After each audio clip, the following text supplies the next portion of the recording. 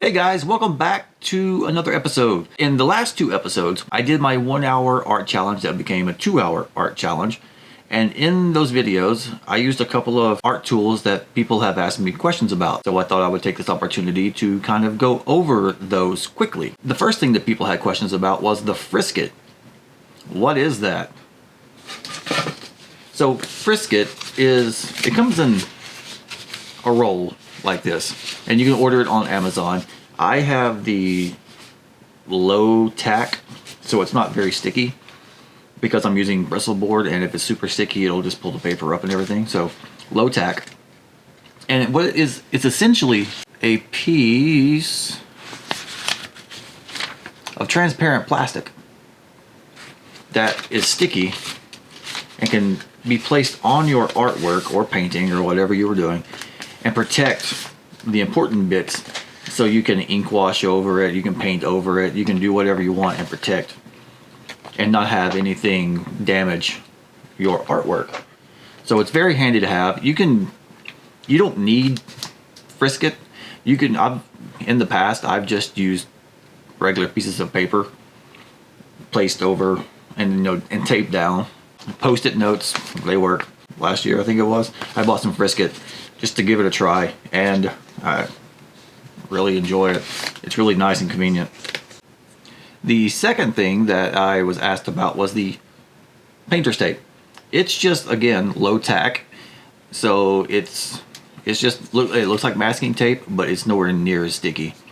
And all of these are on Amazon or Hobby Lobby, and it's just nice to have tape that you can put on your paper so that when you pull it up, it doesn't actually rip the paper.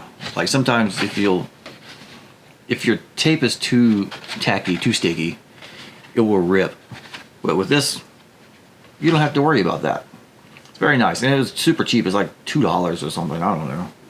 The other item that was as I was asked about, was the ink wash.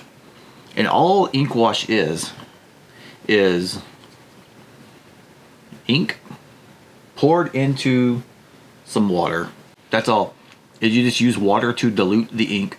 The more water you have, the less ink you use, the grayer it will be. And with ink wash, it really comes down to practice. You have to figure out the amount of water and the amount of ink it will take to achieve the look you want. Now for me, in the previous video you saw I had a huge tray.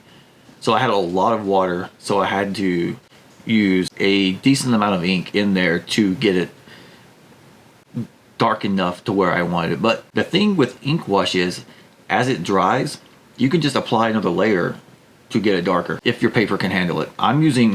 This is like 500-pound Bristol board from Eon, and who are great. But as you can see, all of the water caused the paper to warp, which, yeah. Normally when I do ink wash of this amount, I have the painter's tape around it, and I will have it taped to like a piece of cardboard to keep it kind of from bowing like this. Look at that. That was a lot of water on there, but it looks a little, yeah, the light makes it look a little uneven, but it's actually on there really smooth. So, but that's it. You just take a couple of drops of ink, and then go to town, which leads to the next one, and that is paper towel and ink. You just pour a little on there, just a little bit, and then you can just swipe away, and it gives you a nice little texture. Again, trial and error to figure out what will best work for you.